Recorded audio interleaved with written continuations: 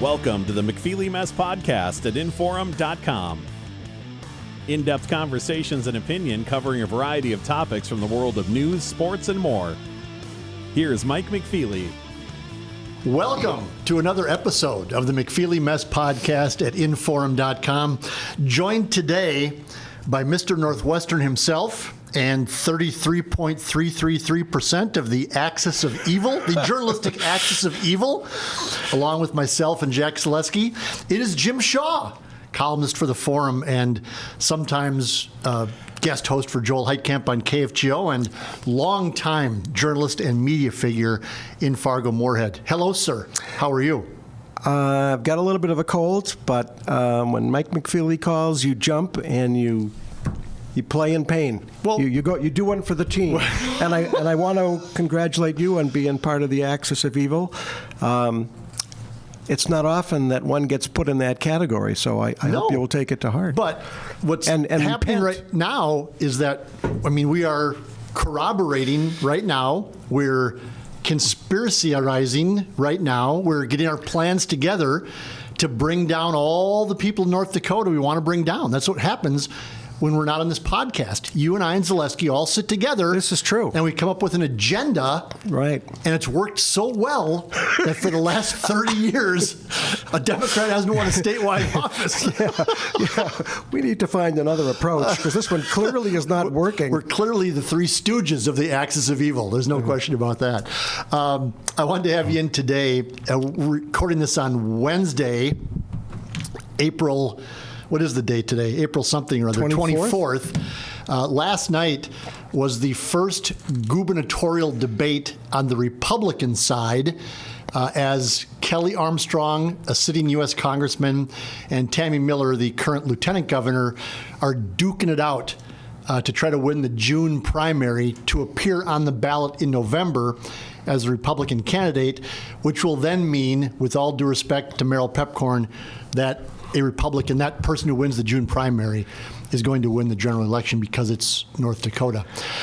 The debate was last night, hour long. It was on Prairie Public TV. Dave Thompson, great journalist, was the moderator. I watched it. You watched it. I did. I will save my thoughts, and I actually had them published in a column at Inforum.com if you want to go read it right now. But your general takeaway from the debate last night, Jim? That's an hour of my life I will never get back. What a waste of time. There was just nothing there. Generally when you debate somebody, you try to show how you're good and the other one's bad, but they kept agreeing on everything. And they kept agreeing on all these horrible policies. Right, some sort of contrast is what you're looking for, right? If you and I... If I'm Tammy Miller, the unknown underdog, I'm going to go out there and say, this is how I differ from Kelly Armstrong. I'm going to do this, I'm going to do this, I'm going to do this. But nothing. No, I agree with that. No, I agree with that. I agree with that. Otherwise, especially from her, it was the old talking points. Mm-hmm. Innovation, not regulation. Trump, good. Biden, bad. I'm from that small town.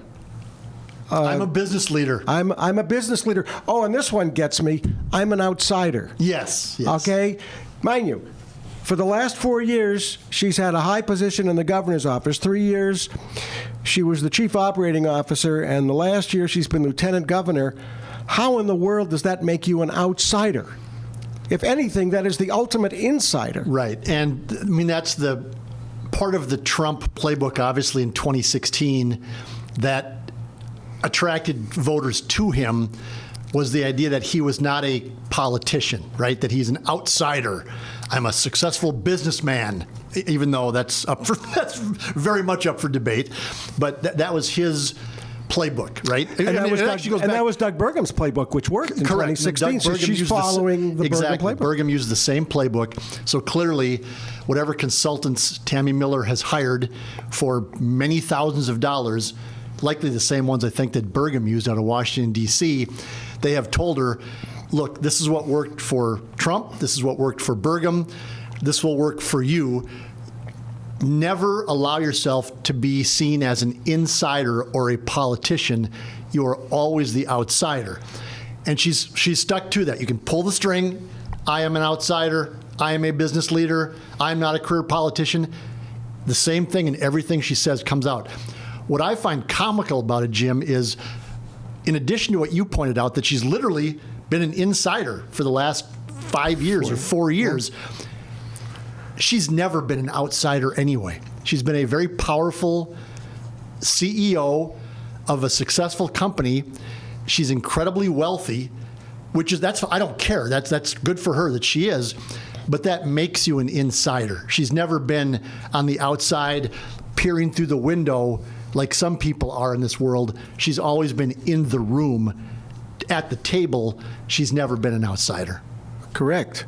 I didn't hear anything from her, or for that matter, Kelly Armstrong, that related to the working stiff of North Dakota, the guy working from paycheck to paycheck, and what are you going to do to make my life a little better? And this idea that, well, because you're a CEO, therefore you're the best candidate to be governor, I don't agree with that. I think the person who can relate to your everyday Joe average North Dakotan, that's the person I want. And I think Armstrong did a little better on that. He didn't act like he was above the fray. No, and what I wrote today, and you and I talked about this just a little bit before we turned on the podcast machine, was I just felt and I'm coming at it clearly from somebody on the other side of the political aisle from those two candidates. So let's start there. I'm never going to look at Tammy Miller and Kelly Armstrong and go, yes, that's exactly right. But I would have liked to see a little charisma out of either of them. I mean, just anything that would show a pulse. And Kelly, I mean, I just know him fractionally. I don't know him really at all, but I know him fractionally.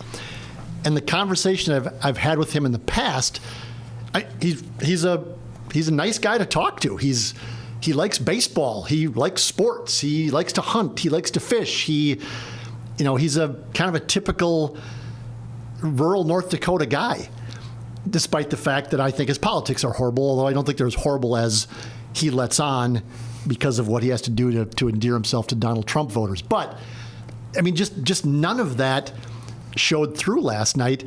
And Tammy Miller, she looked incredibly stiff and incredibly uncomfortable and just trying so hard, like Doug Burgum did in some of the national debates, to fit in those key talking points and those key words. It was almost like, Lieutenant Governor Miller, what do you think of the sunrise this morning? I am a business leader. I am a CEO. It was like, no matter what the question was, she was going to get in those talking points. I know, I agree. And besides a lack of charisma, I just found there to be a lack of warmth, a lack of compassion for North Dakotans.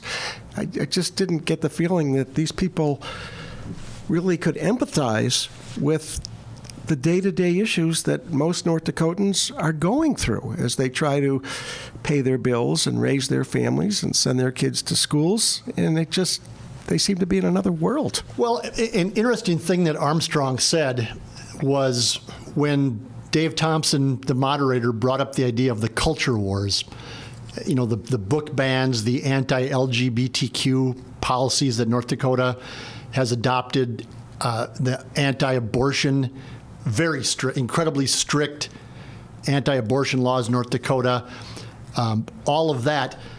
Dave Thompson referred to them as culture issues, the culture war. Right. And Kelly Armstrong pushed back and said, well, wait a second. I don't think that's culture war stuff. That's what people are talking about when I'm out in the state. That's what I'm hearing from constituents, is that those things are important to them. Now, we can go a lot of different directions as to why that is. I would argue it's because that's what Fox News and talk radio and Facebook talk about all the time, so people think they're important. But if people are not telling Kelly Armstrong that child care or K through 12 education or the cost of college is important to them, then is some of that on the voters and the residents as opposed to being on the candidates? I just have a hard time fully believing Armstrong's answer. Okay.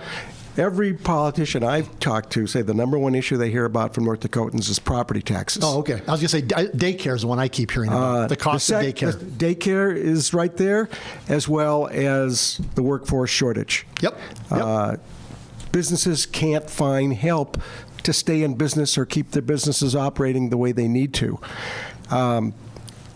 I don't know anybody who's knocking on doors and saying, "Yeah, can you ban books at the local library because I don't like what my neighbor is checking out." Right. But it was very frightening to me how both Armstrong and Miller were very proud of these culture wars and felt that we need to do more. I mean, Miller sounded like General Patton declaring victory. Well, We won the culture wars. We won the culture wars in the last session. Who declared this war? Yes. Where did this war come from?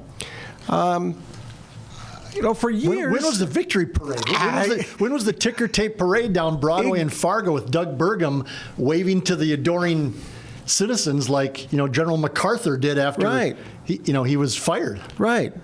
But to be bragging about preventing young girls who are raped from having the chance to legally end their pregnancy, or for denying transgender children needed medication or the opportunity to go to the bathroom that fits who they are, or to ban books from people who might want to learn something at the library without someone else saying, no, that's not for you to know. You're not supposed to know about LGBTQ people. We're going to pretend that they don't exist. That was frightening. I'm looking for leaders, and I'm looking for a governor who is a governor for everybody. Everybody, no matter their skin color, no matter their sexual orientation, no matter if they're just moved to North Dakota or they're fifth generation. And they didn't sound like candidates who were here to represent everybody. No, and further than that, and you make a great point, is that I think at one point Kelly Armstrong said something like, when I look at North Dakota, I see small businesses. Something along those lines, I'm paraphrasing.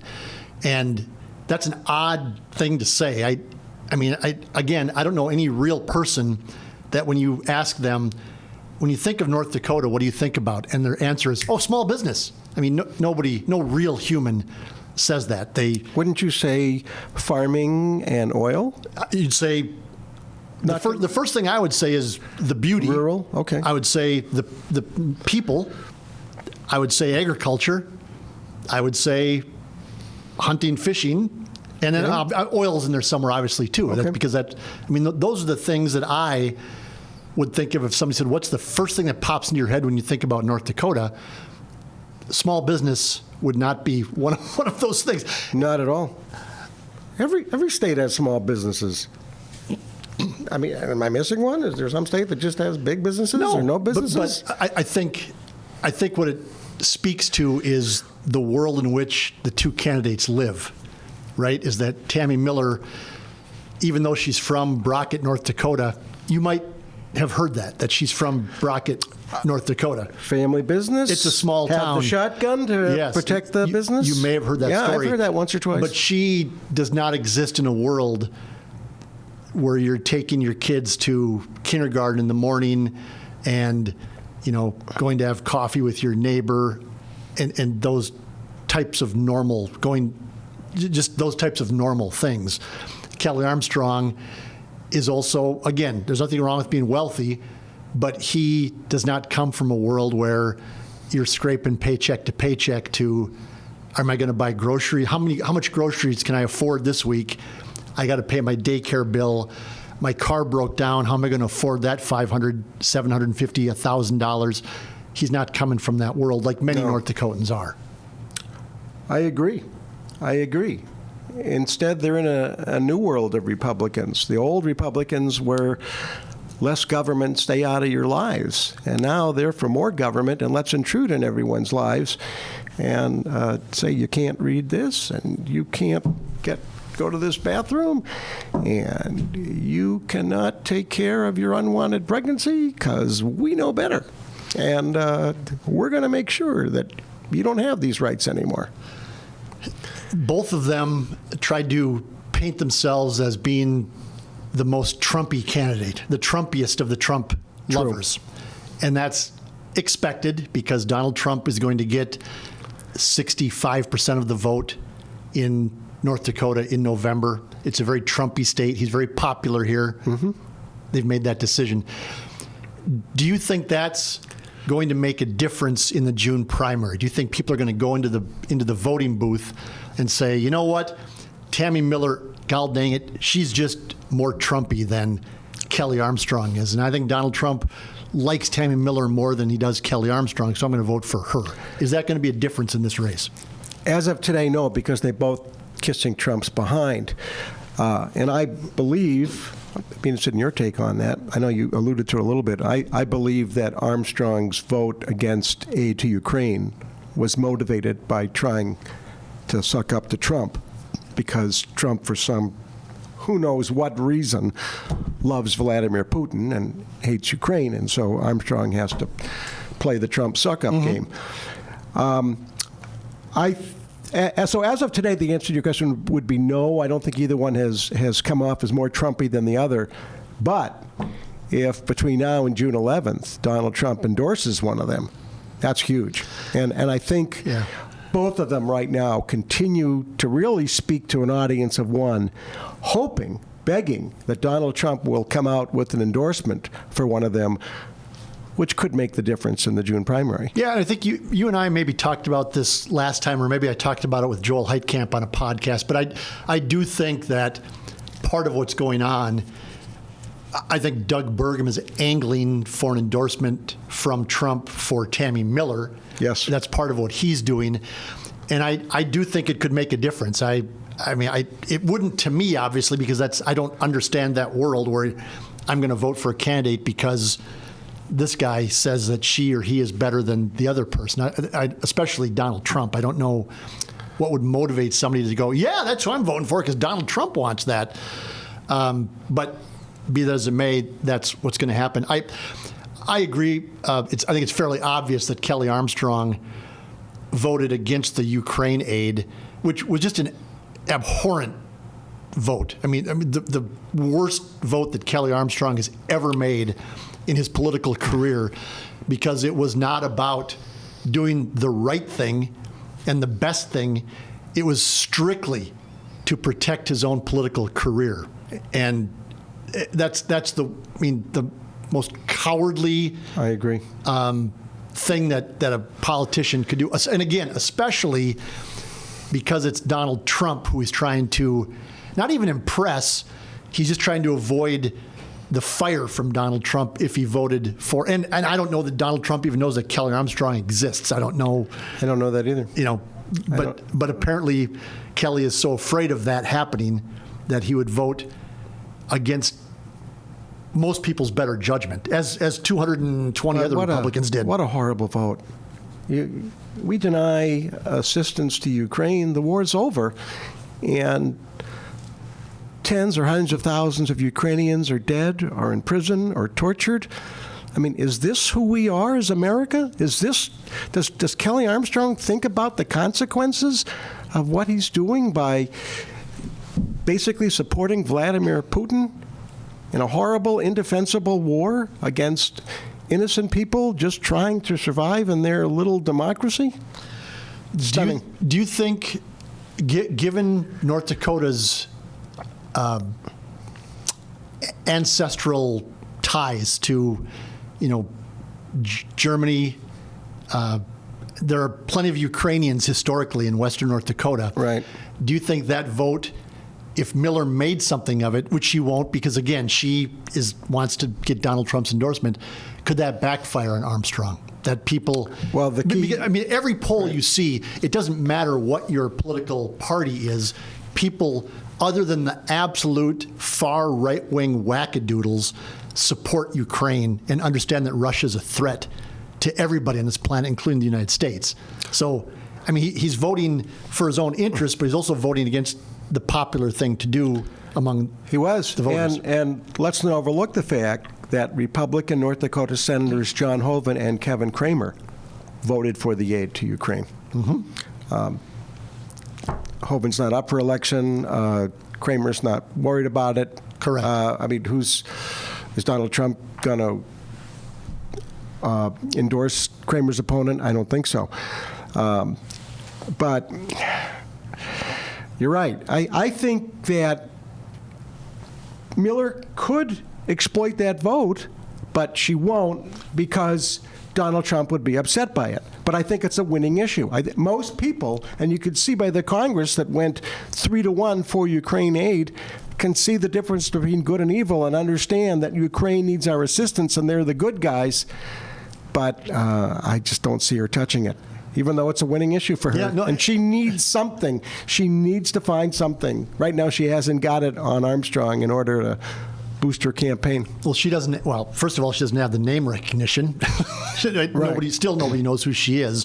You and I do because. Well, I think more people do because of the ads. I mean, if you watch television, you can't have missed her. No, that's true. Yep, and television ads are effective in political campaigns. There's no question about it. But again, she just needs to come off as more likable. That's one issue where she could make some hay. Are there other issues, in your view, where Tammy Miller could contrast herself with Kelly Armstrong? Off the top of your head? Because, I mean, and Port wrote about this in his column today as well, that, I mean, they basically just are the same type of Republican. They are. I mean, there's really nothing that differentiates them. So there isn't. What could be the issue that could separate them where she could say, Kelly Armstrong is wrong on this, here's what I would do, and make something of it. Unless she decided to do what you and I, because you and I are expert political consultants. Yeah, with a proven track yes, record. A proven track record of getting Democrats elected, in my case, in North Dakota, not. It would be to go to the kitchen table issues. Here's a always the kitchen table. Here's a plan I have to take the burden off you when it comes to property taxes, Mr. and Mrs. Small Town North Dakotan. Here's what I'm going to do so you can afford child care, so you can go to work and still bring a little something extra home for your family. Here's my idea for that. Mom and dad in Fargo, or mom and dad in Bismarck, or mom and dad in Dickinson, or wherever. I mean, there's things out there that she could attack, but it doesn't seem like there's any interest from her or her campaign in tackling those issues. No, there's no specifics. This is what surprised me. This was her golden opportunity last night to put some things on the table and really give her some distance and say, I am, she talks about innovation. There was her chance to be an innovator, and nothing happened. There was no, it was just the same old, same old. And I don't think they're debating again. So this was a lost opportunity for her. Unless she comes out with some ads that all of a sudden have some great ideas. I don't know how she bounces back from this. As I was watching last night, and again this morning, I actually watched it twice, Jim, which, boy, that's why I'm a little sleepy today and a little... You do seem a little down in your game today. A little off. The question that was not asked of the candidates was, why do you want this job? Yeah. And that's kind of a standard, basic debate question. And sometimes it reveals answers that are surprising. And if you're thinking about Edward Kennedy, you're a Boston guy, you're a Massachusetts guy. When he fumbled the why do you want to be president, and he never recovered that with Roger Mudd. Yep. Roger Mudd asked him the most basic question, why do you want to be president of the United States? And Teddy Kennedy didn't have an answer. And when he did stumble his way through it, it wasn't a good answer. No. And my question, and maybe I could ask her myself, is someone needs to look Tammy Miller in the eye and say, why do you want to be governor? Because I don't know, I couldn't answer that for her. Right. I could possibly take a crack at answering for Kelly and say, you know what, he's a lifelong North Dakotan who's had a life of public service. His lifetime goal has been to be the chief executive of North Dakota. He's worked in the legislature. He's worked in business. He knows the oil business. He's been in Washington. He thinks he can make a bigger difference here in the governor's mansion. It's his lifelong dream to be governor of the state in which he was born and raised. What's Tammy Miller's goal? I don't know. Why does she want to be governor? But I don't know that I've ever heard anybody answer the why do you want to be governor or president right, because they'll tell you about their experience and their knowledge and this, but generally the reason they want to be governor is because they want to be governor. Right. They like the job. They want to be in charge of the state, but you can't say that. So you come up with all this gobbledygook. But I do wish the question was asked just to see what they would say, because you're right. I remain unconvinced with either one of them as to why they want this job. Outside of that, in fact, it's fun. It's as Mel Brooks would say, it's good to be the king. Got to protect our phony baloney jobs, guys. Right, yeah. But again, maybe I'm giving Kelly too much credit, but it just seems to me that it makes him an insider, which is apparently a bad thing in this campaign, but he's had a lifetime of public service for whatever reasons that he's done that, right? Right. But he hasn't claimed to be an outsider. He has saying, all right, I was in the state legislature. I was, still I am a member of Congress. So he's emphasizing his experience working in government. I would rather hear that from Tammy Miller, and be honest. In my 4 years in the governor's office, this is what I did. These are the things we did for North Dakotans, rather than pretend like she's completely apart from anything inside the governor's office, and she's just walking off the street and, there's a governor's race to run for. I'll do that. Just walked in from Arizona and decided to run for governor of North Dakota. That could work, but someone's giving her bad advice, because people can see through that phony claim that she's an outsider. Joel Heitkamp has brought this up to me before, and Jack Zaleski has brought this up to me before, and I want to get your thoughts on it. They believe that being a woman still is a difficult hurdle to overcome before the voters of North Dakota. That, outside of Heidi Heitkamp, name a woman that's been voted to a high-profile position in North Dakota. Do you believe that that's going to be a factor on June 12th? Well, I agree with the premise. It's harder for a woman to be elected in North Dakota than a man, no question. In this case, I don't think that's the issue, because I think Armstrong just is so well-known and comes off as more comfortable and more polished and more experienced, that the fact that Tammy Miller's a woman, I just don't see that being an issue. But I do agree that it is harder for a woman to be elected in North Dakota, and the record speaks for itself. Heidi Heitkamp is it for the major offices. Yeah, and I tend to agree with you. I don't think in this case that it's going to be the deciding factor. If the situation's reversed, if Tammy Miller was the member of Congress and Kelly Armstrong was the lieutenant governor, I would think that would be an advantage for Tammy Miller, and she might be the favorite. Yeah. Speaking of which, this is about the governor's debate last night, or the gubernatorial debate, but Cara Mund is a female in the U.S. House race. She is. On the Republican side, and the dynamics in that thing are all different than the governor's thing. This is my column, my main topic for my column for Saturday. Well, so give us a preview. I think she's the favorite to win the primary. Really? Yes. It's a Because? It's a 5-person race. Yep. And there's one unique candidate, and that's Cara Mund. And you only need maybe as little as 25% of the vote to win that primary. Plus, in North Dakota, people can cross over. Democrats might look on their side and see, all right, well, there's a perennial candidate running for the House, but there's a traditional. That race is pretty much settled. But on the Republican side, you might try to get the best of both worlds. Let's say if the abortion issue is big for you, then if you get Cara Mund against Trygve Hammer, you're thinking, hey, I get two great choices in November. Right. I think there will be some crossover.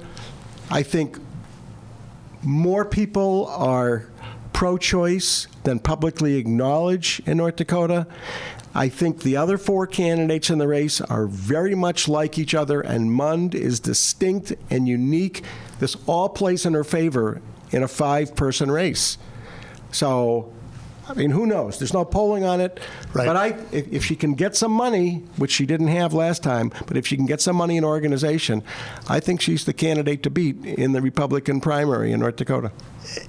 I agree with your thoughts on the other 4 candidates, and they're Julie Fedorchak, who's currently on the Public Service Commission, Rick Becker. If you're in the political world, a reasonably well-known former state legislator, far right, libertarian / the Bastiat Caucus or something they called it. He was the ringleader of that. Some unknown woman from Williston. That's going to get 7 votes. Right. And then the Balzas? Is it Balaz? Balaz. Okay. Balaz. Yeah. He's the guy that got the endorsement or the nomination at the convention in Fargo. Another far-right, Trumpy and he would pull. And he will pull from Becker. And as him will and Becker, as will the Williston woman. Right. So those 3 are pretty much the same. Fedorchak, I don't know that anybody knows her either. I don't. Well, she's the inside traditional. Yeah, she's right. If Cara Mund was not in this race, I would say Fedorchak is the favorite, and she still could win. She's going to have a lot of money, and she certainly has the most experience. So that's the fun part about that one is who knows how that one's going to go. That's the more interesting race, isn't it? Leading up to the June primary. It is. It is. Here's something else. This is when you have too much time in your hands, which I would have had an extra hour if I hadn't watched that debate last night. But here's something else to think about. This is, of course, depends on what happens in June. Here's a prediction. If Cara Mund wins the primary, Republicans will search to try to find another candidate to run as an independent. They are not going to be happy with Cara Mund. No, you're 100%. Remember the Secretary of State race? Yes. When Al Jaeger lost to the Peeping Tom? Yep. And then all of a sudden, when it was humiliating to have the Peeping Tom as their nominee, they talked Al Jaeger into running as an independent, and he won, but everybody knew he was really a Republican. Right. So I think that'll happen. Somebody, maybe a Tom Campbell, who wanted to run for House and then all of a sudden realized he wasn't going to win, but now he could run as. It would have to be a more familiar eligible. Name, though. I like where you're coming from. It cannot be someone who ran in the primary because they're not eligible. Right. We have the sore loser what's law. Rick Berg doing these days? Rick Berg could do it. There's a familiar name who's actually. I just say, again, this is if Cara Mund wins. If anybody else wins, it's not going to happen, I don't think. But you just never know. I mean, who would have saw Cara Mund running as an independent 2 years ago and actually doing fairly well? Yeah. No. That's good call there. That's if she happens to win that. Who do you think is going to win the House race in North Dakota, Republican side? I believe that Fedorchak will win. You do. Although I like your way of thinking that if there's ever a race where a true outsider and a true quote-unquote unknown was going to win, it would be this race because it's a 5-person race and you only need 20-some% of the vote. could not win a 2-person race. No, correct. And I mean, if you listen to Cara Mund speak, she is incredibly bright. I mean, she knows what she's doing. This is not some, doughhead who ran for a local school board who hates masks and vaccines. She is an incredibly well-educated, intelligent, sharp, witty young woman, and she can talk to people, and she can connect with people because of that. I heard her on Joel's show the other day when I was driving around doing some errands, and I was thinking to myself, I mean, what else do you want? She's a Republican. She's young and energetic. She's incredibly intelligent. why would you not support something like that in North Dakota? I agree, and that's her appeal. Independent voters will come out in droves for her. And again, some Democrats. She doesn't need that many Republicans. But the abortion issue is more important to people now than it was a few years ago, since Roe versus Wade was overturned. And we saw what happened 2 years ago nationally when there was supposed to be this big red wave, and there wasn't because of the abortion issue. We saw how many states have had referendums about legalizing abortion, mostly red states, and it's passed everywhere. The majority of people, and I believe the majority of North Dakotans, want at some stage of pregnancy for a woman to have an option of aborting that pregnancy, as opposed to what we have now in North Dakota, which is basically, it's impossible. So this plays well for her, but she's also a modern others. Because I asked her, she would have voted in favor of weapons for Ukraine. Some Republicans are talking, as they do every now and then, about cutting Social Security and Medicare or raising the age to qualify. She fights to keep it as is. Those are winning issues in my book. Yeah. And we forget about the Democrat in the race, who was actually a really good candidate. He was. For Democrats in North Dakota. I was at the Democratic convention and the Republican, which was nuts, going back and forth. He gave a fiery, inspiring speech. This guy has depth. He's got a great resume with his military service. He has passion for people.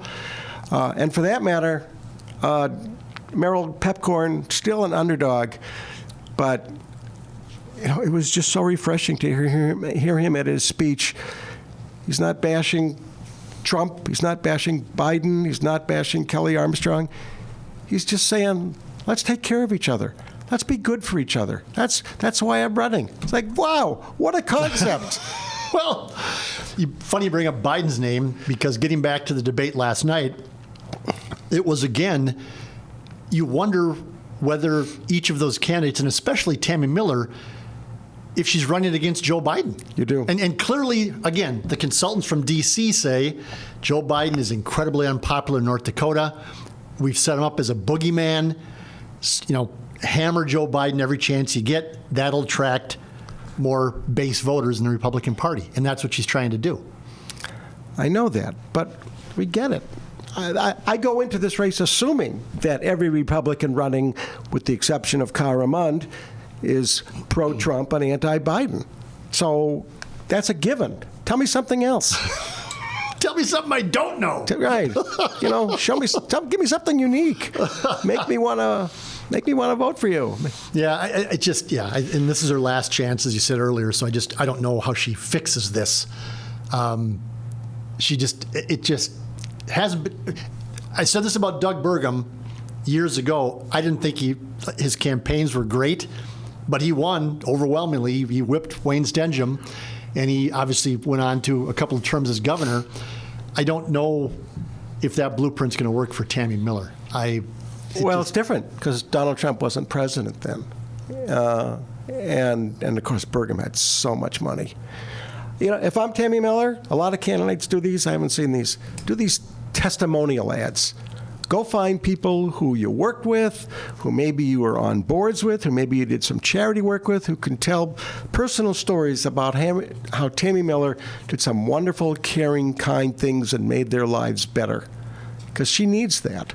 If it's just going to be Joe Biden bad, Donald Trump good, innovation, not regulation, then she might as well just concede now. What if she didn't do anything that helped people? What if there's no stories to tell? Well, this is political advertising. It doesn't have to be true. There must be somebody in her life who said, boy, when I was working at border states and I was battling cancer and I was out of sick leave, she said, take all the time you need and just take care of yourself. That would be a real good ad if such a person exists. I'm just throwing it out there. What if there isn't any stories like that? What if people who worked for her didn't like her? And I don't know if they did or didn't. Whatever. But what if they just didn't like her? What if she came across in company meetings like she did last night in the debate, stiff and cold and possible? But there has to be something in her life. Even the most rotten person on earth has done something nice for somebody at some point. It might be because they were motivated by making themselves making themselves look good, but they did it. She needs that. I'm going to help this old lady across the street because, by God, I want to be governor of North Dakota someday. And I need this story in a commercial. And likewise, Armstrong should do the same thing. Because actually, I understand his constituent service is pretty good, where people contact his office and say they've got a problem and they're not getting their Social Security or their Medicare or their disability payments. Yeah. And he's intervened and got him that. He's coached youth baseball. He said it last night during the debate. Yeah. Surely there's some kid there that he taught how to hit the curveball or something that can say that. Those work. Yeah. You don't have to be so mean and angry. Just come off as caring. Care about the people that you will be representing. Yeah, but they won't be representing all of them, Jim. But that's as we said earlier. But which is a shame. I'm sorry, but I'm old school here. But all North Dakotans, you're in charge of all North Dakotans, and it's not right that you only really care about the ones who are straight or who are not pregnant or haven't been raped or don't go to the library and check out books. I mean, there's a whole bunch of us out there that need more from our government, not getting involved and ruining people's lives. Thank you, sir. Good stuff as always. Thanks for having me. We'll read your column Saturday? Saturday, yes. Okay. Thank you. Thanks, Jim Shaw, forum columnist on the McFeely Mess podcast. Thank you all for listening. We'll talk to you again soon. Thanks for listening to the McFeely Mess podcast at inforum.com. For more podcasts and columns, head to inforum.com and search Mike McFeely